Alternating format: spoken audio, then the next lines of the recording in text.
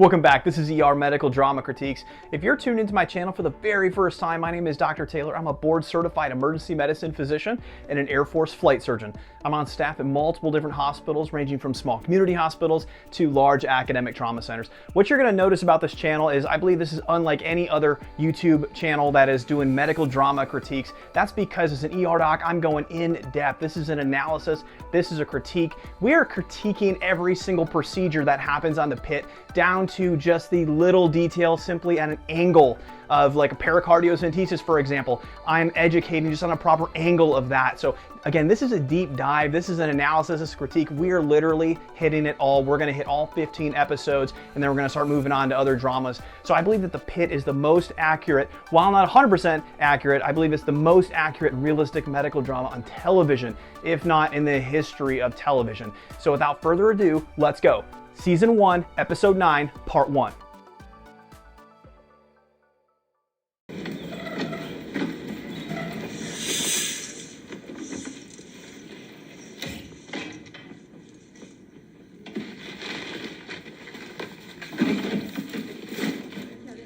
Can you just put him on the phone for a second?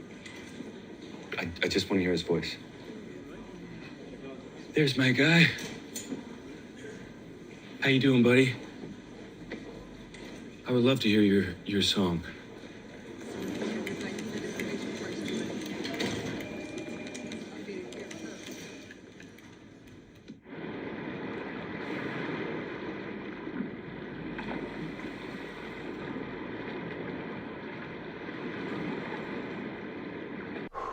So this is that aftermath I spoke about in episode 8. You have a high acuity, high emotional case like this, child drowning, pronounce them. This is the aftermath of that case, that period of time where the case is done, you call your loved one, you call mom, you call dad, you go to the bathroom and cry, you listen to some music, you listen to ocean sounds, you try to do something to at least process this a little bit before having to see another patient. Yes, the ER is backed up. Yes, patients keep coming. Yes, you need to see another one.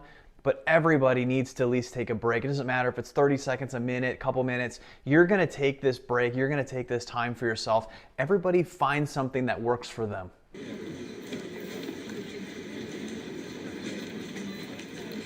Losing a kid is hard on everybody.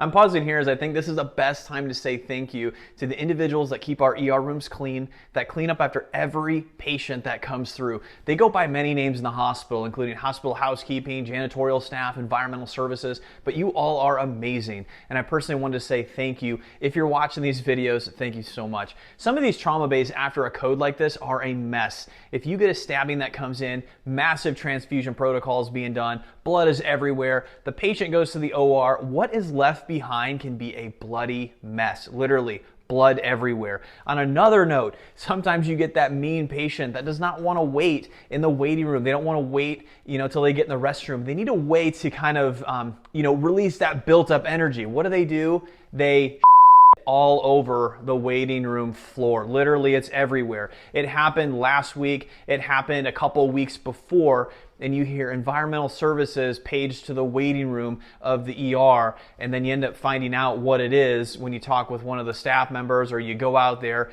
and a patient just got mad and literally went all over the floor, right?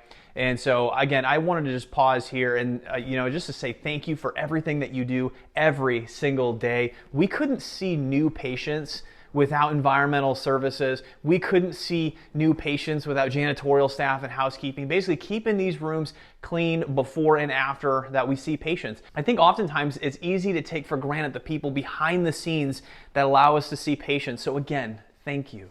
That's as hard as it gets. We do these debriefs to try to give a sense of closure, meaning to difficult cases so that they won't linger. But trust me, the kids you'll lose will linger. I did my residency at Big Charity in New Orleans. And day one, I got a kid, 5-year-old boy, accidentally shot by his brother, playing with dad's gun, worried he was gonna get in trouble, right up until he coded and died. Then I asked myself, like, what do I do with this kid? Where do I put this feeling? And I found myself walking all night. I was walking and walking and walking. And I found myself back at the gates of Big Charity Cemetery. And I'm looking at all those mausoleums and those crypts. And I'm thinking to myself, okay, well, that's what I need. I just need a safe place where I can put these feelings. We got patients throwing punches in chairs. Okay, everybody, let's get back to it. Just remember the Employee Assistance Program is available, as are Kiara and myself, if anybody needs to talk. So this is that debrief that goes on after a case like this. Now, some are longer, some are shorter. It really depends on how busy the ER is and really what you have time for. Where's McKay? Central 11 with our UTI accounting assistant while we keep our boss on ice and North 2. Robbie, critical case flying in, possible MDMA overdose, high temp, en route for the Pitt Fest, 5 minutes out. Stay here, set up for that. Ahmad and I got chairs. Hey, is everything all right with Collins? Something's bothering her. I asked her about it. She said she doesn't want to talk to me about it. Oh, imagine that. She probably learned it from you. Seriously? You just gave a speech titled How to Literally Bury Your Feelings. Now, if you'll excuse me, I gotta break up a fight. So here we find out we're getting a helicopter coming in from Pitt Fest, possible MDMA overdose, high temp, 5 minutes out.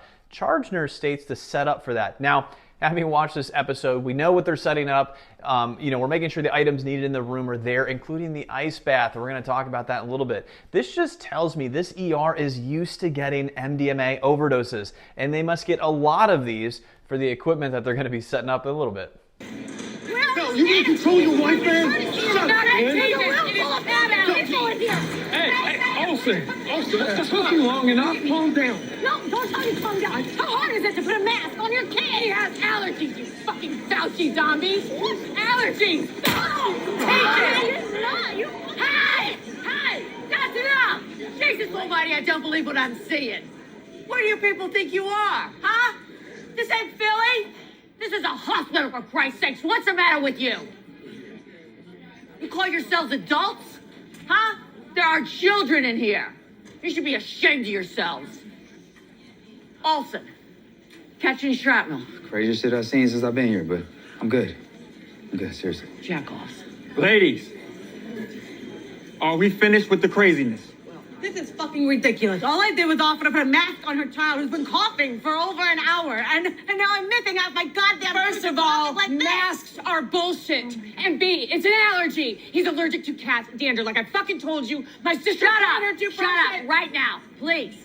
Wow, that's all I can say. So first off, you're in an ER, everyone's sick. The patient that got her tooth knocked out reportedly offered to put a mask on the child of another patient that was coughing. Now, come on, that's passive aggressive.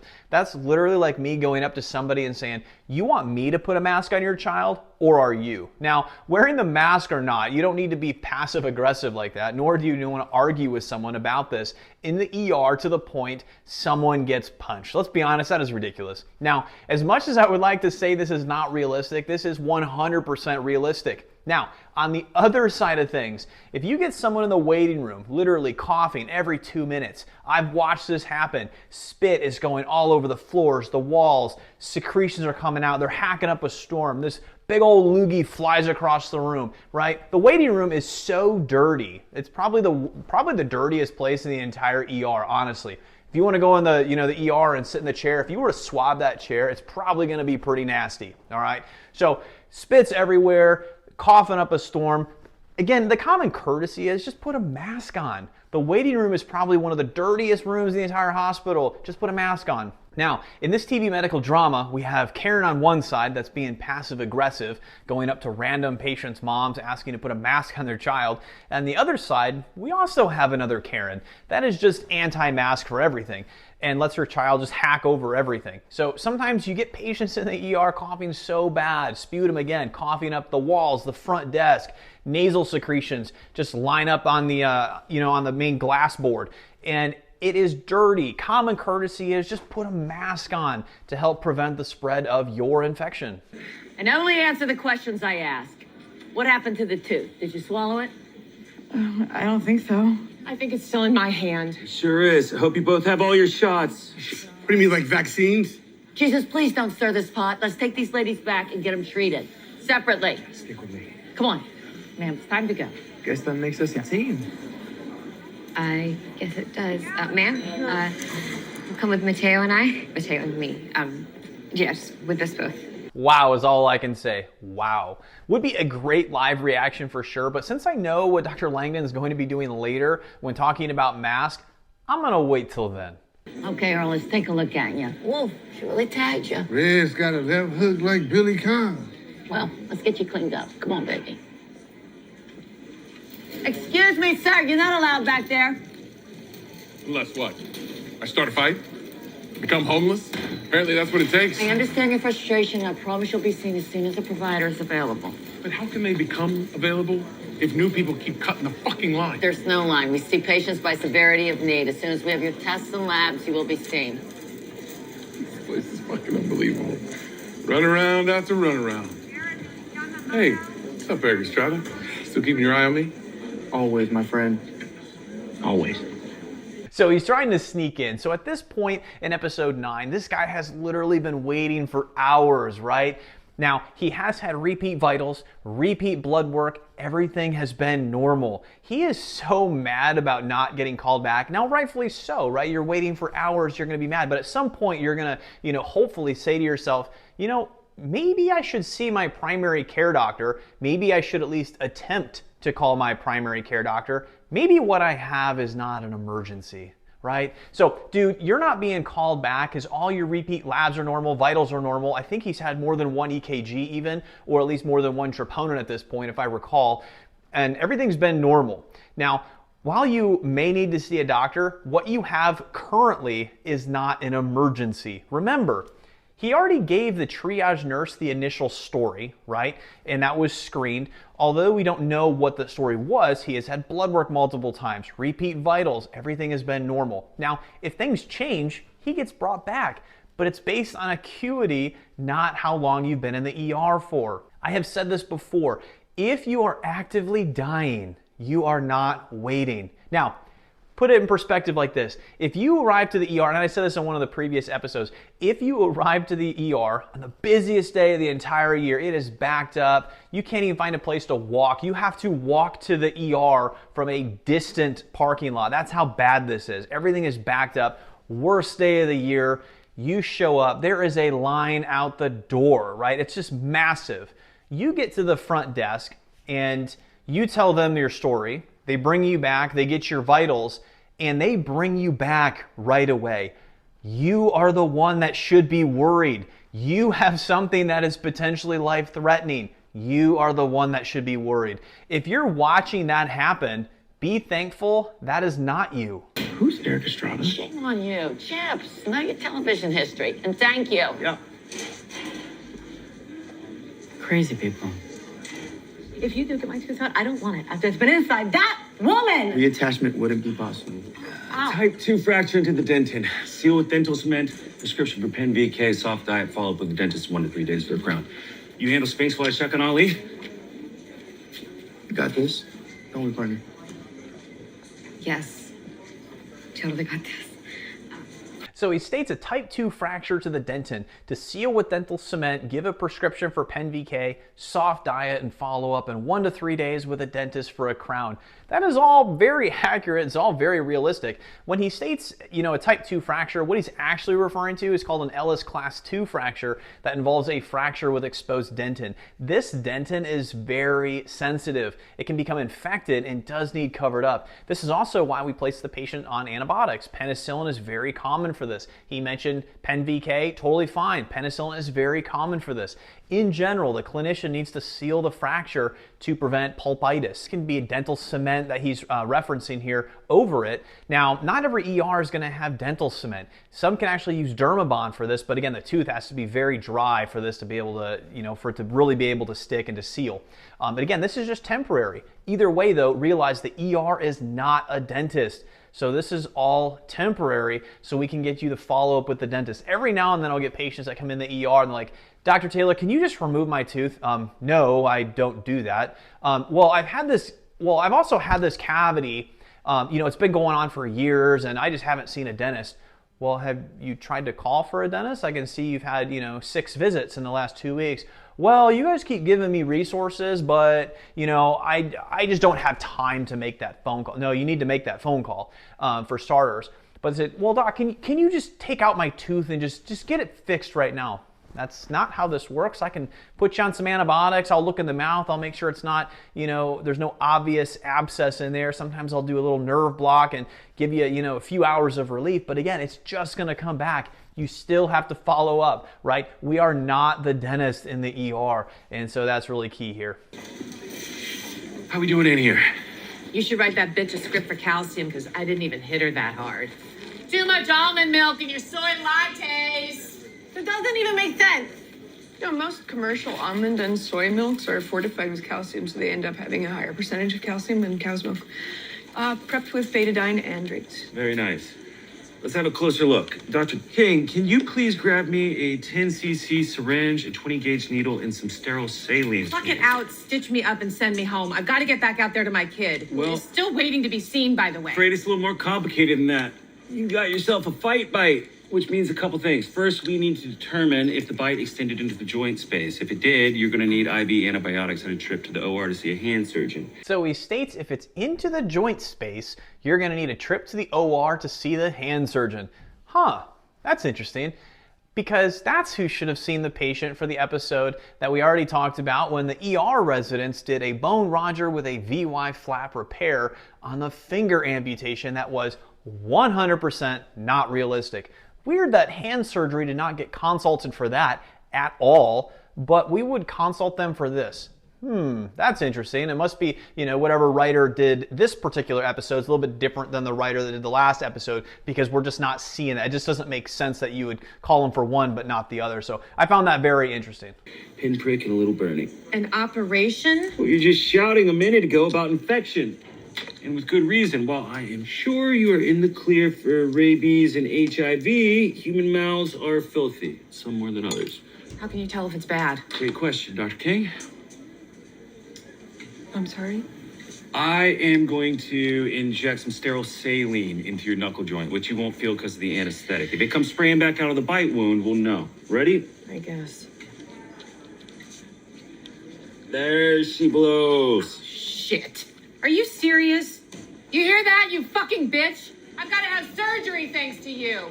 Good. You assaulted me. Damn right. And I'll bet next time you'll keep your masks and opinions to yourself. So I love this. What he's doing here is injecting sterile saline into the joint itself to see if saline bubbles out of the laceration. Now, if it does, that means likely there's bacteria in that joint, and the hand surgeon is going to need to open it further and wash it out in addition to IV antibiotics. Now, it's one thing if the tooth was lodged in there, you take out the tooth, you do your saline injection, there's no bubbles, there's no involvement of the joint space. We're going to clean that off, we're going to update tetanus, we're going to prescribe, oral antibiotics, and we're going to discharge with ortho or hand surgery or plastic surgery for follow-up, right? That's pretty normal. Now, if the tooth was, further in there, and saline bubbles out of the laceration, that is highly concerning. At this point, we need the operating room for a washout so we can prevent osteomyelitis, septic arthritis, and all of the complications that can follow from this. Now, what they did not do in this case was an x-ray. Now, personally, I do get an x-ray. Heaven forbid there is still an additional part of the tooth in there that we don't see, right? And then you're gonna go close it up and stuff like that. Now, you can argue, well, it's going to the OR anyway, so why do we need an x-ray? Well, you still want to know if there's a fracture or anything else in there. Had the tooth not went into the joint space, for example, and you plan to wash it out and send the patient home, you would still want an x-ray to confirm 100% that there's no other parts of the tooth in there. So at least get an x-ray. You okay? Yes. 3 grams Unison IV. Call the OR. Tell them we have a fight bite that needs to be washed out. Then go take 20 minutes in the lounge. I'll come find you if I need you. Well, I don't need a break. Yes, you do. This is 100% not realistic. Dr. Langdon tells Dr. King to call the OR and tell them we have a fight bite that needs washed out. That's not how this works, and us calling the OR does nothing. Who are you talking to? You need to speak with the hand surgeon. You literally stated the case needs a hand surgeon, so consult the hand surgeon. You page them, they call back, you discuss the case.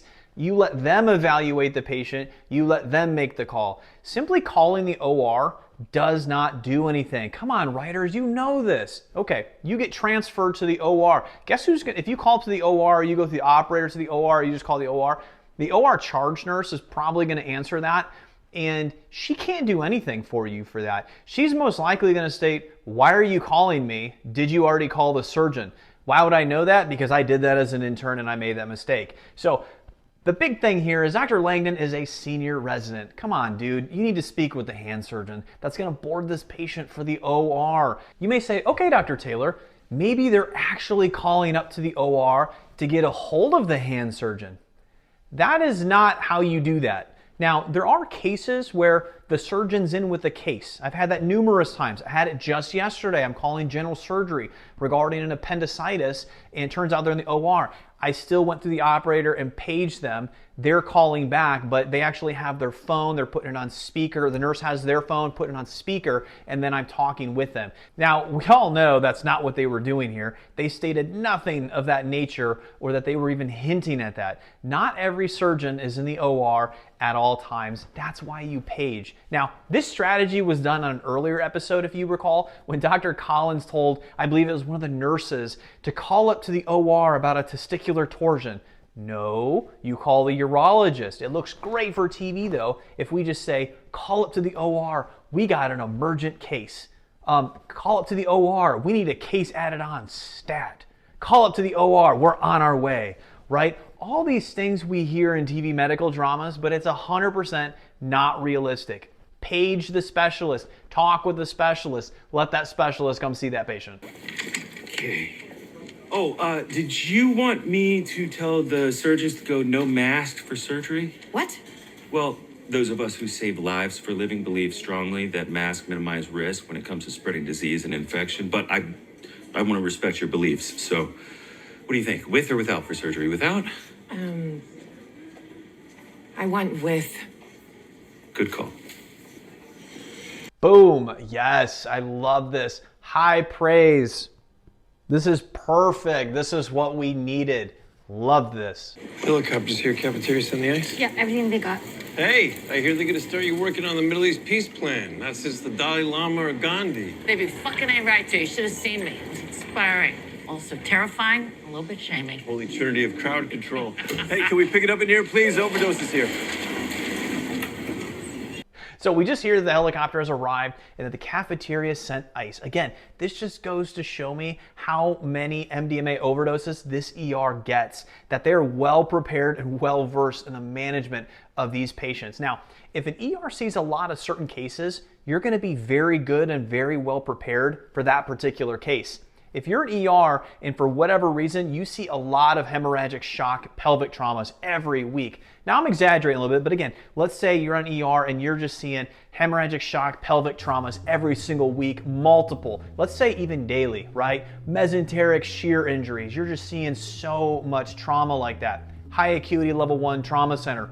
REBOA may be a great thing for you. Resuscitative endovascular balloon occlusion of the aorta. For example, that may be terrific. Now, if you don't see that much, likely you're not a trauma center, right? You rarely see a pelvic trauma. It doesn't make sense to have REBOA because you're not going to utilize it enough to stay proficient, right? Certain things you see a lot of, you're going to be well equipped for. A rural ER in Arizona, for example, that sees a lot of scorpion bites, spider bites, snake bites, may be equipped with different things than an ER in New York City that does not see those, right? An ER close to the ocean and dive area may be equipped with a hyperbaric chamber in the ER or, close to that because they see a lot of decompression sickness, air embolism in their ER, etc. All of this to say this TV medical drama sees a lot of MDMA overdoses. Pitt Fest OD. Keely Ralston brought to the first aid tent at Pitt Fest with altered mental status and fever. So I did want to say the fact that we do not see them go to the roof was very good here. If you recall, I spoke about that on a previous episode, how that is for dramatic effect only. If you're going to the roof, it needs to be because that's going to change your management. Then sure, go. But for the majority of these, if not all of these, this is done for dramatic effect. So to see them wait for the patient to arrive to the ER was perfect and 100% realistic. Temp too high for a field thermometer, intubated en route. We gotta cool this lady down. Get some ice packs, head, neck, groin, send off a rainbow. On it. Heart rate 132, BP 210/120. Jesus, that's high.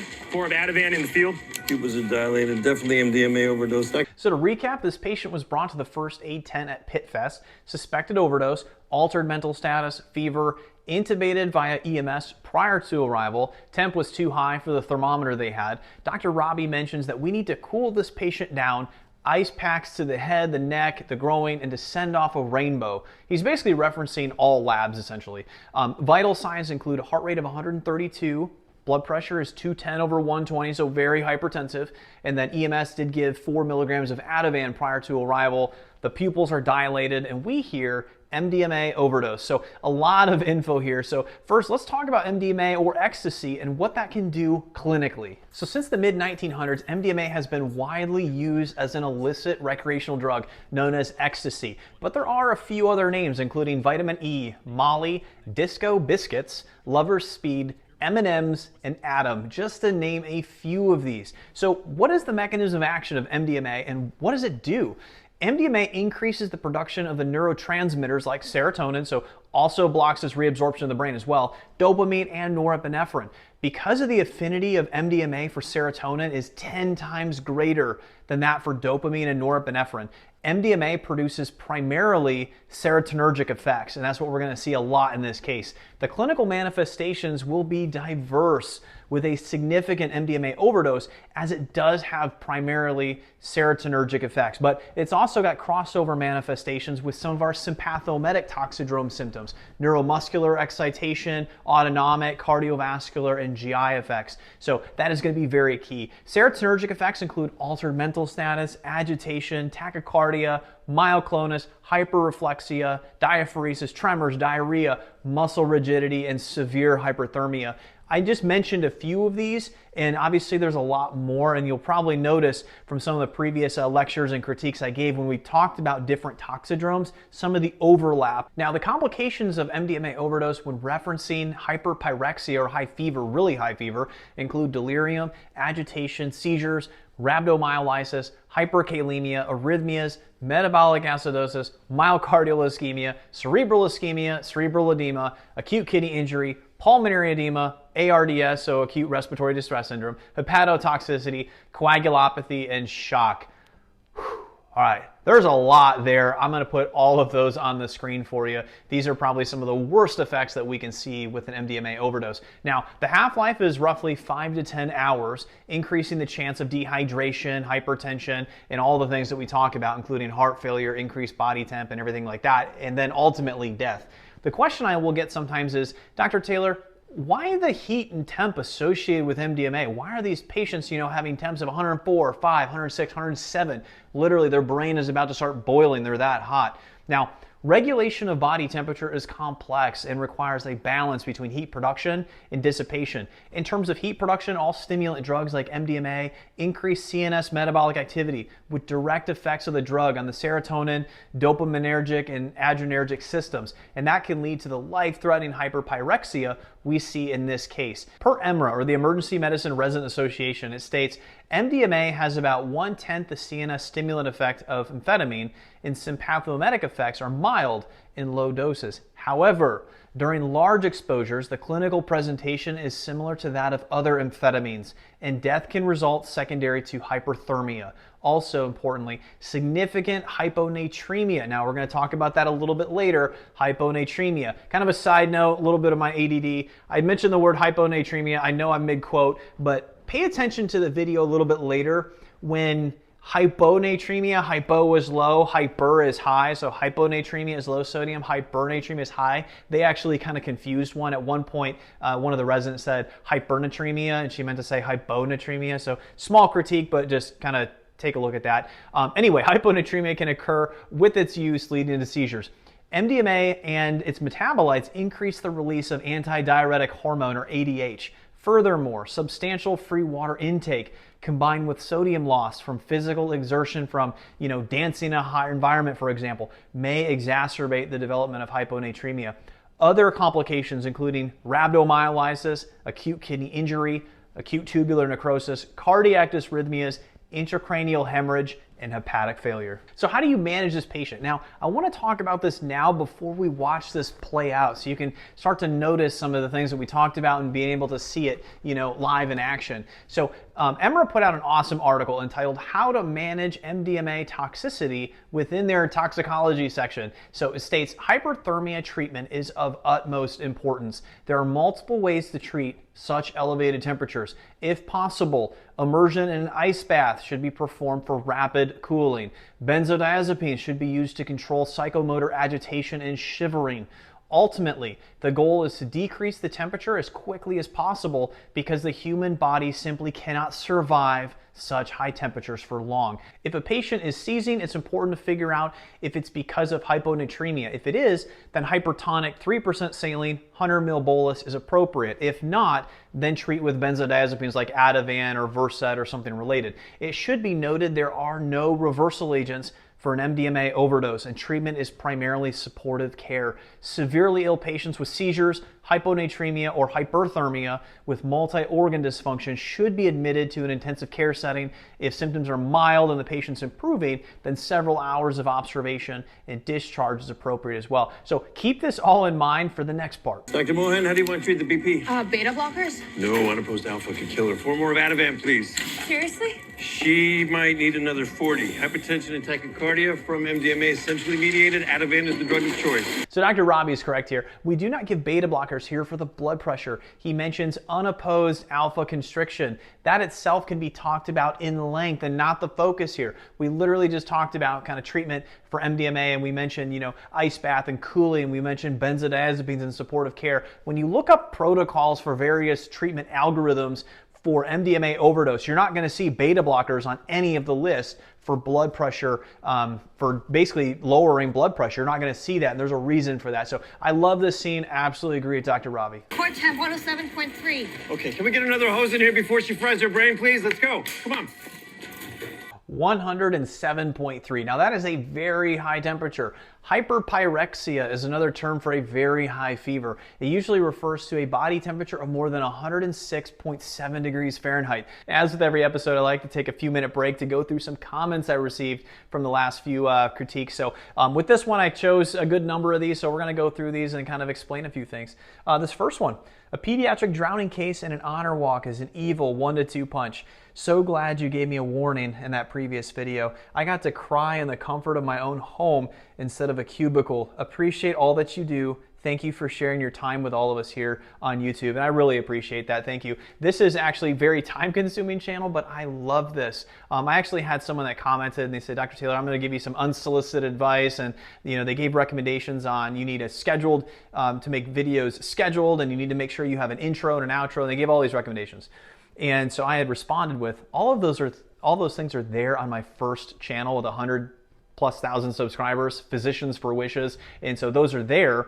And I said, I'm full-time as a board-certified ER doc, in addition to a flight doc, in addition to Physicians for Wishes. So again, this channel is my fun channel. I like to have fun with this. I don't care if I have 5,000 subscribers. I don't care if I have 50 million subscribers. I enjoy this. It's an outlet for me. It's a stress release for me. I can't tell you how many of these I literally get home from a shift and I'll immediately go right to the critique. And especially if it's like the same case, oh man, it's great. And so for me, this is an outlet, it's a stress release. And so again, I'm gonna try to put content out pretty regularly. I try to get it out every other Saturday with my busy schedule. That's pretty much all I have time for. But again, we're just gonna keep plugging along and keep doing this, and eventually we'll hit all 15 episodes. All right, so next one. Hey, been watching you since your first episode. About to become a new grad nurse in the ICU this summer. One of the things that scares me as a new grad nurse is the role of the nurse regarding implementation of care.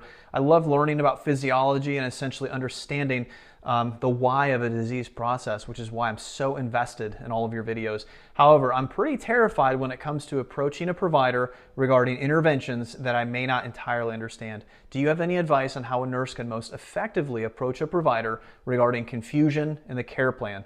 Are there any specific ways that you like to be approached when someone is having trouble understanding your rationale? And I've had this, I'll have this every other shift. We'll get a lot of new grad nurses, but then you also get a lot of seasoned nurses, or you get a traveling nurse that's not really familiar with your structure or your ER. So, case in point, let's say I order an antiemetic. Someone comes in, nausea, vomiting, abdominal pain. I order an antiemetic along with the rest of the blood work. And one of the nurses comes up and says, Dr. Taylor, the patient prefers Zofran. I noticed you ordered Tygan. Can we just do Zofran, right? And then I briefly explain why. Now, I kind of got the sense from that they weren't interested in any education at all at why I chose one versus the other. And the reason this is so specific is because this just happened yesterday. And then you compare it to if you get a new grad nurse, right? And someone comes up and, she says, Hey, Dr. Taylor, I noticed you ordered Tygan for this patient. They prefer Zofran. Could you just run through me, what's the reasoning behind that? Love it, that's perfect. So we did an EKG. The EKG showed a prolonged QTC of 540. I would love to do Zofran. I would love to do a few other antiemetics. I know the patient prefers that, but Tygan does not prolong that QTC. And so, the magnesium is 0.7, the potassium is 2.4. We're going to be replacing both of those. We can get those numbers up. I'm happy to give the patient Zofran, but we want to avoid any prolonging QTC agents. And we have a few things that we can use, but we also have quite a few things that we can't use. And the nurse will appreciate that every single time. And so I think, it's one thing to approach an attending like that, like you're approaching them like you want to learn something, right? Versus you just approach them like, I want this and this. Because we know in the back of, we can, kind of gauge that, be like, okay, they just wanted an answer, right? They just, no, I'll prefer Tygan, we'll do Zofran later, and they just walk away. So there's a right way to do it, there's a wrong way to do it. Now, I will say at the same time, it also depends on the attending. If you get a cool doc, right, regardless of how you approach them, you're gonna get an awesome answer. Versus, you get some of the grouchy 55, 60-year-old docs that have been doing this so long that you ask them a question and they just kind of grunt you off, right? And so it happens. All right, so next one. Love the in-depth reviews. Keep up the great work. I watched this episode post-call, super emotional, probably tied as my favorite episode, great breakdown. I really appreciate that. He mentioned post-call, so I'm assuming, potentially a resident, is this a med student resident? Is this an attending? I've noticed based on some of the responses I get on my channel that I have a high, health professional, medical professional following on this channel. I'll get attendings that comment, residents that comment, paramedics and nurses. I have so many healthcare professionals on this channel that comment, so I really appreciate that. Thank you so much for making these breakdowns. The level of detail you put into them has really helped me a lot. I'm a pre-med student, just like literally what we just said. And watching your analysis has motivated me so much to keep going down this path and hopefully become a better future doctor. So that is incredible. That, that really warms my heart. And so that's really cool. There's nothing that, I like more to hear than something like that, someone watched one of the videos and it gave them motivation to take it further, motivation to become a good doc, a great doc. And so that's really sweet. Already waiting for the next episode. Keep up the amazing job. Thanks from Finland. That is awesome. And so what I've noticed, at least with this channel, is that the Pitt is not, from what my understanding, the Pitt is not available everywhere. And I started to get a number of people subscribing from other countries. So in the YouTube app, for anybody not familiar, you have the ability to see who your subscribers are from. And so Australia, and I had some from, literally all over. And now I have, Finland, and it's, all over, England and things like that. And so it's absolutely incredible. 30 plus year pediatric ER nurse. I have seen too many drownings, so realistic and so well handled. So again, I appreciate that. Anybody that has not watched the episode 8, I have a part 1 and a part 2. Part 2 actually picks up with a pediatric drowning. Please check it out. I went into detail with that. We talked about pediatric advanced life support, so definitely check that out. I've been waiting for you to cover this episode ever since I found your channel. I've seen the scene with Amber and her sister probably at least 15 times. I have no idea how anyone can walk away from that scene without breaking down in tears, and it is hard. For those that did watch that, I had commented there was one particular scene that I filmed 4 times. All these comments that we do, I just do this on one go round. But in this case, with this particular scene, because of how sad it was, there was one part that I had to record it 4 other times, and you still sense, some of the emotion coming through. That's how strong that was, how realistic the Pitt made that. Just made my Saturday. Thanks for staying consistent with these breakdowns. I know it must be challenging given your schedule. It is extremely challenging. So right now, I got a couple hours to my night shift tonight. So I'll finish up here in a little bit and go work out and just really mentally get ready. It's the pre-workout, it's the workout. It's literally listen to music on the way in just because of how much I have later. The energy has to be there. The adrenaline has to be there. So as always, if you love the channel, please subscribe. Again, we're going to grow this channel just a step at a time. We're going to do this together each episode of the Pit until we have all 15. But what's really cool is that I'm going to be doing a live reaction of the resident pilot. And so that was the most requested one that I got in the email. They're like, Dr. Taylor, can you just review the pilot? And I'm going to do that. Right now we have basically one of my friends took all of the scenes that he thinks that I'm going to react the most to. That's like, I'm not going to let go. Like, we're going to just bring it. And so those are the scenes that we're going to be doing. So I'm super excited about it. And then in addition, after the fact, there are going to be a few things in there, I can already tell you, that we are going to be doing a little bit of teaching on, a little bit of education on. And so those are going to be just recorded separate. You'll be able to tell like where those are at, because I want to keep a live reaction, but I still want to keep some of the teaching and education. So we're going to be doing that as well. But let's get back to critique. 1, 2, 3. Gentle, gentle, gentle. Houston, we have splashdown. Good luck. See you on the next one. Yep. Temps down to 107.1. So here they're putting the patient in an ice bath via this tank. Now, initially you may be saying, Dr. Taylor, that's not realistic. How does an ER have this tank? And how did the cafeteria send all this ice? Again, we just talked about this. If you're at an ER that gets a lot of severe MDMA overdoses, you're going to have this ready. You're going to be well equipped for any emergency in general, but even more so well equipped for things that you see all the time. If you're in an ER that sees this once a year, for example, it's going to be pointless to have a tank like this. In this case, it's ice packs everywhere. It's Arctic sun, benzos, supportive care, things like that. You're not getting out a tank and having, a bunch of people bring down a bunch of ice from the cafeteria. If you're seeing patients this serious all the time, you're going to be well prepared for this. So I can imagine this would be completely normal in cases like this. Now, where you're going to store that tank is a whole other question. How long does she need to stay in the ice, Dr. Santos? Mine should be in the ice is 13 minutes. Dr. Santos. Until her temp is normal. Wrong. You pull her out at 1 and 2. Otherwise, we could overshoot and cause hypothermia. Oh man, again, a dangerous intern, and I do not say that lightly, a dangerous intern. Just admit it, Dr. Santos. You don't know, and stop guessing. For the love of all humanity, stop guessing. For the love of all patient safety, stop guessing. She was wrong again. It's okay to admit you don't know something. I really hope things change with this intern. I don't think there is anybody or anything more dangerous in medicine than an intern that guesses and does not ask questions. We would much rather have you ask questions. Ask lots of questions and then get it right. Going back to her thinking the BiPAP, I forget which episode that was, and her thoughts were that the BiPAP would help the lungs in a patient with a pneumothorax. She was guessing. She had absolutely no understanding of the pathophysiology behind placing a simple pneumothorax on BiPAP. Again, she's guessing.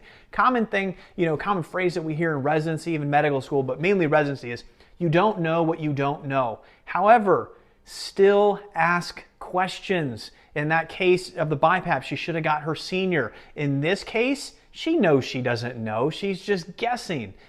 At least, say that, and you're going to have it more, it's going to be more of a teaching moment at that point. If she admits that she doesn't know, that is a teaching moment. I love those moments. So if I have a med student, for example, we're in a room, it's a patient, right upper quadrant pain, positive Murphy's. I already know they have an acute cholecystitis because this is later on in the case. It's just, there's so many good findings. I've spoke with the patient, they love for the med students to come in. And so the med students weren't there from the beginning. They got to come in a little bit later. So I bring the med students in and we really talk about that case. And we call it pimping. Basically, we're asking them questions about, the patient presentation, maybe a physical exam finding. And I start, I do the bedside ultrasound and I start asking them, what size of the wall would I be expecting? to see acute cholecystitis? What fluid collection would I see around the wall? What would be considered, a large gallbladder? What are things I'm looking for in ultrasound? What are things I'm looking for on a physical exam? If I have a medical student or intern that's like, I don't know, I'm fine with that. We're going to teach you. We're going to educate. We're going to go through everything. I'm super excited in cases like that. Just ask questions. Dr. Santos is a dangerous intern and needs to start asking questions. Otherwise, we're going to have some issues. Heart rate 120, pressure 198 over 116. More Ativan? Another 4, please. Why is she on the ice, Dr. Santos? To bring her temp down. Wow, state the obvious, you still don't answer the question. The quicker we bring it down, the less of a chance for permanent damage to the brain, liver, or kidneys. Exactly. Was she sweating? Profusely. What if she wasn't, Dr. Santos? What if she was dry as a bone? Then we'd have to think anticholinergic overdose, not sympathetic. Very good. Now, Dr. Santos is correct here. She clearly has her moments. An anticholinergic toxidrome like a Benadryl overdose, for example, does share some common characteristics with an MDMA sympathomimetic overdose. However, with a Benadryl overdose, for example, they're dry, they're not sweating. Versus an MDMA overdose, they're diaphoretic, they're profusely sweating. A few other differences as well, but again, that's not the focus of this critique. So Dr. Santos definitely has her moments. She definitely has that hope. Being 3 months into their residency, this is her first ER shift. She has had a rough first shift. And so I really hope things change. Having finished the episode, I know they don't. Having finished the entire series, I know they don't. And we're going to talk about that a little bit later. Oh, man, we get a load of the... Oh, my God.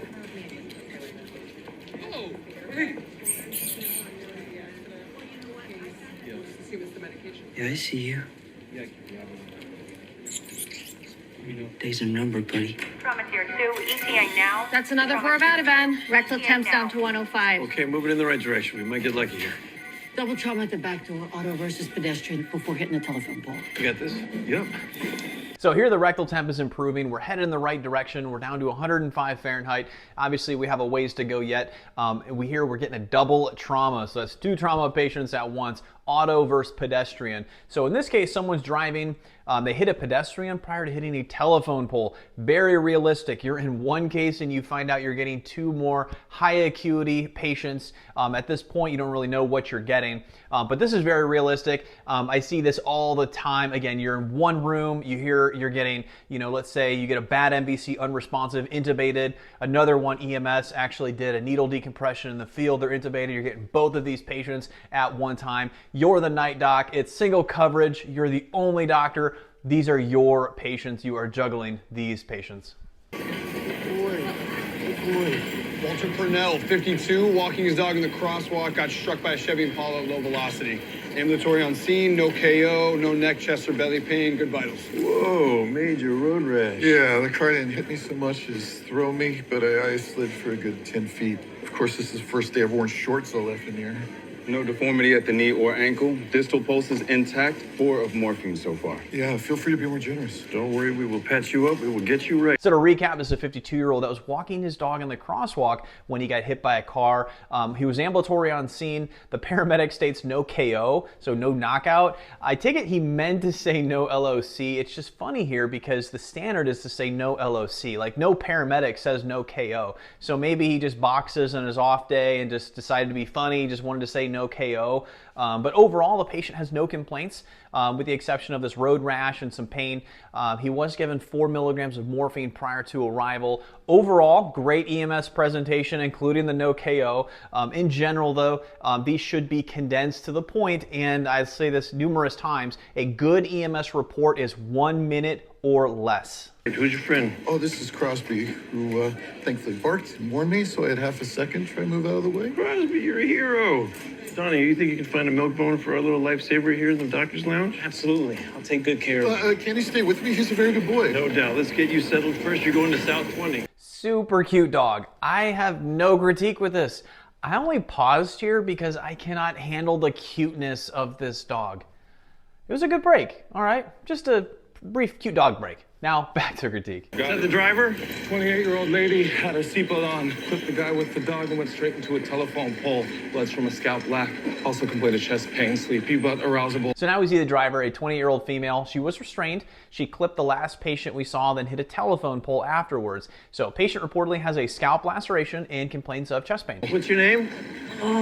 Heart rate's a bit tacky, 112. BP is fine. Paul, are you in any pain right now? Yeah, I So here Dr. Robbie's asking the patient her name. He is following the ATLS primary survey or advanced trauma life support survey. We want to see that the airway is intact. Again, if you've been following my channel along, a few critiques back, we went through ATLS primary survey, a little bit of secondary survey, but primary survey in detail. So feel free to check that out. We also learned in this situation the patient is tachycardic at 112. Nurse to say she was driving erratically before the crash. No ETOH on her breath. Maybe drugs? So the paramedic states the patient was driving erratically before the crash. That tells us so much information. Now, that's different than if texting and then clip someone or rear-ending someone. So in this case, driving erratically, and if not intoxicated, would suggest something else is going on with that patient that caused the patient to crash. Active chest pain, the patient's having a heart attack, and that's why they were swerving, driving erratically, right? Or they're having a stroke, and they got complete flaccid paralysis, and they're driving, they're going off to the side. That's why they're swerving, right? I've had all those cases. So while still in residency, I had finished a shift and was on my way home and was driving down the highway, and I saw someone doing CPR to someone else on the side of the road. My first thought was, of course I would see this on my way home. Just finished a long shift. I'm on my way home. I just want to get home and just crash, right? I immediately got off the next exit, drove back, because it's one of those side roads where you're going 70, 75 miles an hour, and then you have these like almost like a ditch, and then you have the trees, and then you have these side roads where you'll have like restaurants and stuff like that. So it was on that side. And so I immediately got off the exit, drove back. The car had been observed driving erratically, crossed the median, crossed all the lanes of traffic, down the ditch, the other side, before hitting a tree. So I arrived on scene, continued CPR. We did get ROSC. EMS arrived. The patient was taken to the ER. I actually called a few of my co-residents, letting them know, what I had ahead of time before even the EMS made their radio call. So at the time, was this medical and then trauma? Was it trauma first? Did the patient have a seizure and that's why they crashed? Did they have a heart attack? Alcohol on board? What other injuries did they have? They may have had a seizure, but then the crash, led to a bilateral pneumothorax, flail chest, myocardial contusion, shock, etc.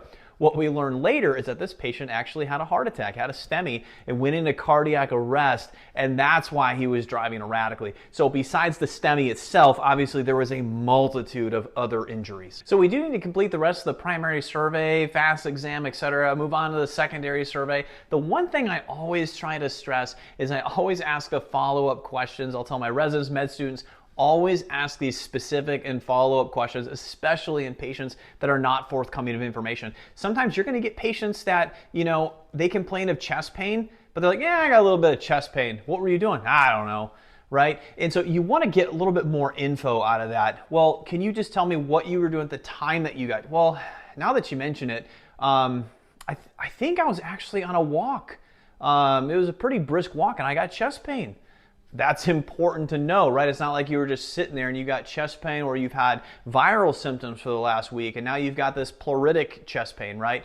And so when patients say, hey, I have chest pain on exertion, this could be more cardiac, or shortness of breath and chest pain on exertion. All right, maybe this is more PE. Obviously the differential is huge, but just a few key things. Someone, you ask them about their chest pain and they state, I got a little bit of chest pain. What were you doing? I don't really know, sir.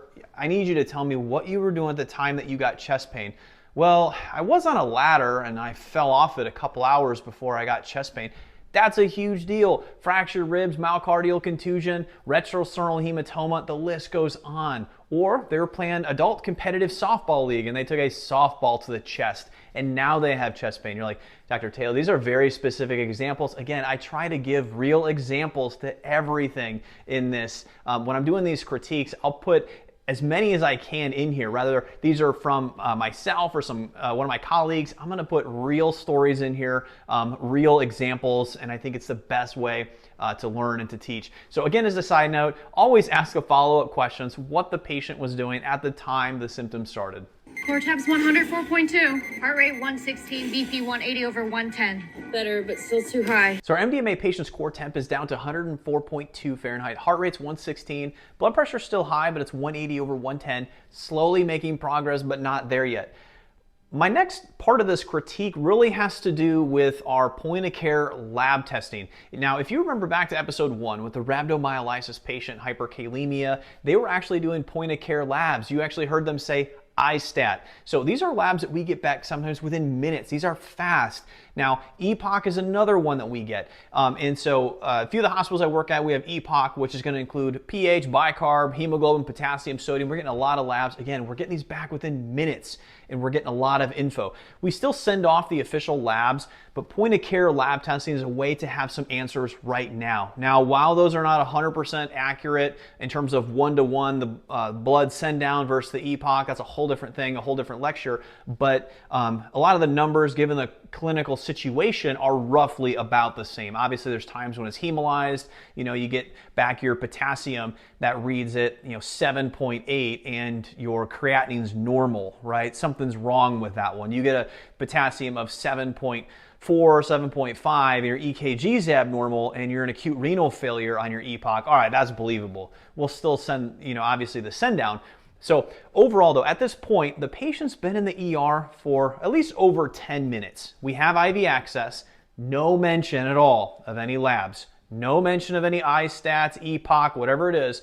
What Dr. Robbie should have did on arrival, only because we know this ER has the ability, based on episode 1, our point-of-care labs. Instead, he stated to send off a rainbow, so just send down labs. Let's get ISTAT and let's send down blood work, right? But if we did that, then it would be too easy, right? We know what's going to happen a little bit later for anybody that has watched this episode with the seizure and the hyponatremia, and I will go to town talking about the treatment process and how much I disagree with what happened. But the point of that was, if Dr. Robbie would have did the ISTAT like it should have been done, we wouldn't have had all the dramatic effect later because we would actually have our answer. And so that's the key thing here, is that should have already been done. Now, we know why Dr. Robbie said send a rainbow, right, with no mention of the point-of-care labs. It's for the drama that follows. And so every ER doctor and pharmacist I know cringed at that part of the scene. I can't wait to talk about it. Now, had we have had the point-of-care labs, the next part of the scene would not be unrealistic and dramatic.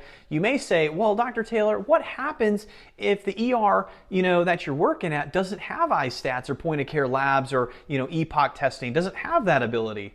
Well, this critique is based on this ER specifically, and they have point-of-care testing, right? We're talking about this ER specifically and what's realistic and what's not. But again, we're going to talk about the dosing of that 3% soon. Another 4 Ativan. That'll make 20. Good counting. Pedestrian in South 20 needs a doctor. You got this? Yep. Again, a lot of drama between these two, especially when it comes to benzos. But again, the Intern is dangerous. And I can tell you these severe MDMA overdoses utilize way more Ativan and Versed than they have given. So obviously the drama of this scene is a combo of her being really a horrible intern, in addition to her suspicion of Dr. Langdon and, for TV, the drama appeal and everything else that follows. She clearly has no experience with an MDMA overdose. And with what we have seen so far in one shift, frankly, either she needs to step it up and make some changes or leave emergency medicine and enter a different specialty. She is just too dangerous. And I think with what we've gauged so far, she has no clue on an MDMA overdose. Again, she should be asking questions here. She should be saying, what's the normal amount of Ativan and things like that? What's the reason that we have that hyperpyrexia? What's the reason these patients require so much Ativan? Be asking the questions. Instead, she's probably thinking all the previous cases, she dealt with Dr. Langdon, and obviously we learned later he's abusing benzos. And so that's probably in the back of her mind. The writers and everything are really trying to dramatize that and really bring that up. And I think it's affecting a few of the things. But overall, again, she needs to step it up or just leave emergency medicine. 1, 2, 3. I heard motor vehicle collision with chest pain and altered mental status. Get my... Meet Paula, restrained driver versus telephone pole, altered before the crash, could be BP tachy. Second line, I'm running a liter of LR, wide open. Still tacky at 115, BP's 180/72. Airways patent. Good breath sounds bilaterally. Pupils are equal and reactive. Paula, do you know what today's date is? That's 94%. How about the city we're in? It's So remember, we're doing primary survey. Dr. Collins mentions airway patent and then checks pupils immediately. At first you may be saying, wait, pupils aren't next on the advanced trauma life support primary survey. I'm confused. Breathing should be next. However, if you notice, the surgery resident was listening to breath sounds, and this is a team, right? So multiple residents are doing various parts of the survey, sometimes exactly the same time. So next is circulation. So yes, vitals, but you're checking to make sure the pelvis is stable. Is the pulse thready? Is the pelvis stable, right? What are your vitals? Nobody actually checked to make sure the pelvis was stable. I had to go back and watch this a few times because nobody checked the pelvis to make sure it was stable at all. So patient comes in as a trauma, motor vehicle crash, they're tachycardic, intermittent confusion, potential signs of shock, right? A little bit of confusion with the tachycardia, that's shock until proven otherwise, especially in a trauma setting. And you make the choice not to check the pelvis to see if it's stable. Heaven forbid, that's an open book pelvic fracture, there's an arterial bleed, something bad is going to happen. This patient can die just from that. And so, again, patient comes in, you don't check that. Are you kidding me? You better pray that when you send them to CAT scan, it does not show an open book fracture, it does not show basically a destroyed pelvis, right? If this just happened, there may not be bruising yet. We know that, patient didn't have it in this case, but you still check it. Nobody wants to be in a CAT scanner. Patient goes unresponsive, hypotensive, crashes. They're on the CT table. You then feel the pelvis and it's unstable. Feels like jello. And this happens in CT scan. Clearly it's unstable. You go try to get a binder as the patient's hemorrhaging internally. All I can say is welcome to your next trauma conference patient review. Every trauma patient gets the same physical exam every single time. Every trauma patient is going to get a primary survey and a secondary survey. Obviously, tertiary survey is a different story. I'm not going to talk about that. But again, that's the key thing with this. Again, primary survey, secondary survey. And then if you want a review of that, feel free to take a look at one of the previous critiques I did. Bruising on the chest. Possible sternal fracture. All right, so I paused here because this is the second time now that I've had to address this. We've all seen this now twice. Just because you see bruising on the chest does not mean you go and push on it. Clearly it needs imaged, and pushing on it's not gonna change your management. Tell me, if you pushed and the patient stated, oh, that doesn't hurt, you're still gonna CAT scan that patient. This is a trauma with chest pain. You're gonna CAT scan that patient.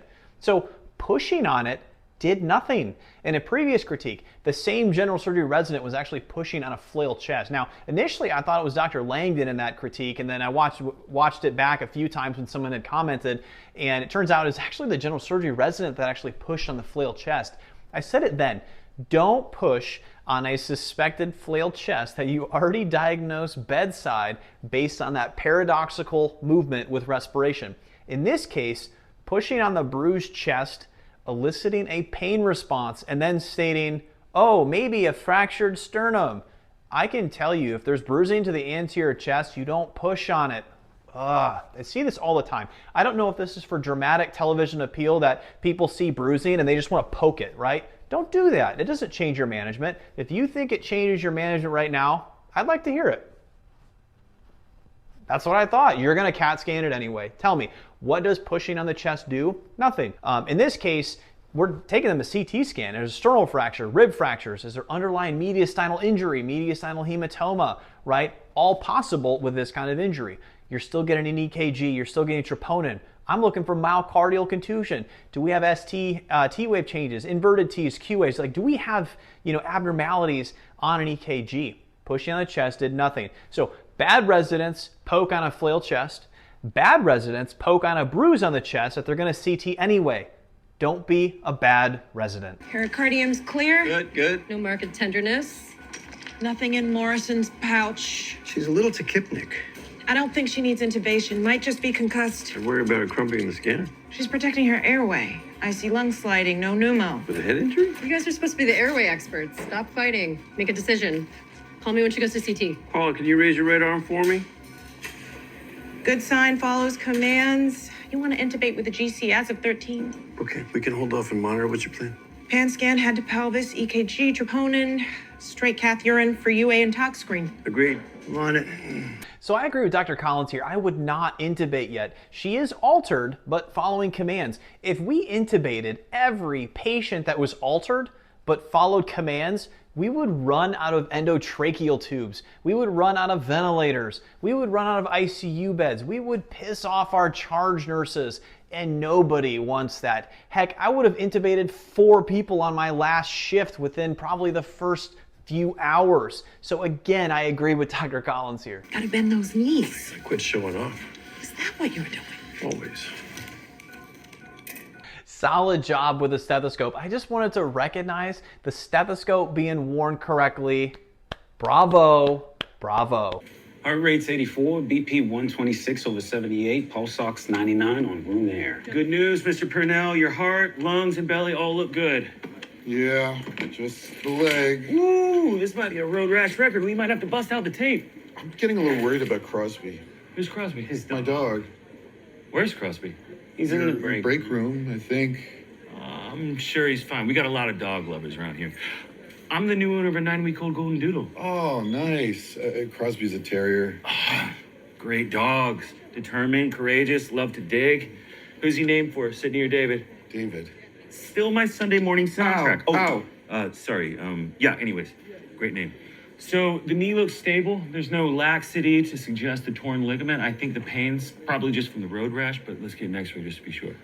I paused here because of one thing. He said the word x-ray, but he also said something very specific so far that I believe it's the first time in this series up through episode 9 that something like this has been said. He states pain probably from the road rash, but let's get an x-ray to be sure. Now, I agree with this, but out of all the times to get an x-ray just in case or just to be sure, I can think of at least a dozen other times in this series that you should have got an x-ray instead of a bedside ultrasound. And those patients were way more serious. So again, I paused here for that one reason. Some more morphine? You're a wonderful human being. Let's start with lead, no more than 30 cc's. We're gonna try a topical anesthetic to numb the raw skin before we start picking out all the gravel. Wow, my morning horoscope didn't mention any of this. Well, hey, look on the bright side. Now you can tell people that you got hit by a car. Not a lot of people can live to say that. Yeah, I hope whoever hit me is rich and well insured. So Let Gel is amazing. It's a topical anesthetic we use for a lot of different things. I specifically like it for more pediatric simple facial lacerations. It works actually really well for forehead lacerations and chin lacerations. Works amazing. Just had a nice 1 centimeter kind of gaping chin laceration on a 5-year-old yesterday. So put the Let Gel on it. It was on there for anywhere between 20 to 30 minutes is what I go for. At the end of that, like, it is completely numb. And so I put a little kind of curtain on the child's chin, and the curtain was kind of faced up this way, and Dad had the cell phone on the other side of the curtain, was able to distract while I'm fixing it down here. Put 3 sutures in. The kid was watching TV the whole time. Worked awesome. So highly recommend Let Gel. I think it works awesome. You can use it on a lot of different things. Flag on the play. Positive pregnancy test. Still want to scan? Maybe she's bleeding from an ectopic. No, she delivered a healthy baby here 10 days ago. Normal vaginal delivery, no complications. Pregnancy test stayed positive for a few weeks. So we good to go? Good to go. We'll let the tech know. So now we hear the patient had a positive pregnancy test. She delivered a baby 10 days ago, so the pregnancy test is still going to be reading positive, as it does take time before it's negative. A pregnancy test can stay positive for a few weeks while the body clears that HCG. Some studies even have the HCG not undetectable until 4 to 6 weeks after delivery. Oh, man. She was seen here this morning by Dr. McKay. For what? Urinary tract infection, discharged with oral antibiotics. So we found out that the patient was seen in the ER this morning by Dr. McKay. And Dr. Robbie states, for what? Now, the only reason I paused there is because initially I was like, wait a minute, that doesn't make sense. Realize every single patient that comes to the ER is staffed with the ER attending that is on that day. So in this case, it's a single attending ER, right? There's not multiple other attendings, there's one attending. So Dr. McKay would have staffed this with Dr. Robbie. Now, obviously, we only see certain cases on TV and we assume the residents are seeing the other cases, right? We're seeing the main ones, but realize there's a lot of other ones that are going on at the same time. And so there's a lot of cases off screen. So the patient would have been staffed with Dr. Robbie. So Dr. Robbie already should know why this patient was there and what the diagnosis was as he saw that patient. Now, I will say, during my 4th year in residency as a chief, depending on the attending you were working with, there were sometimes, cases where the attending would go in and simply say hi to the patient.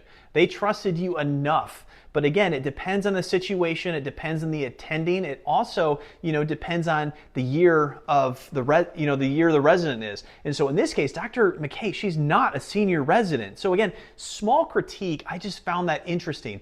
And you may be saying, well, is Dr. Robbie going to remember every single case that comes through? And again, this is within that 9-hour window, however many cases he would have within that time frame. Is this 25? Is this 30? Is this more than that?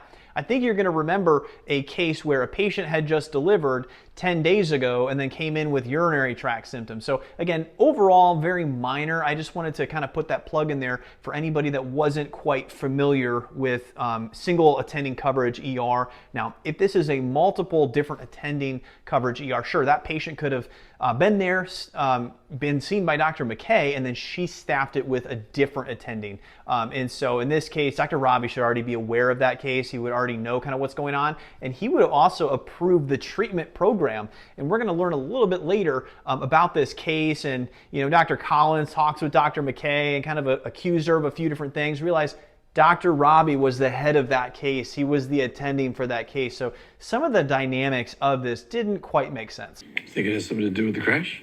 Yes, no, maybe. Ask me again after I've had the scans, labs, and tox screen. Okay, so I need to talk to you about something. About what? Do me a favor. Look at me and don't turn around and just watch the I told you not to turn around.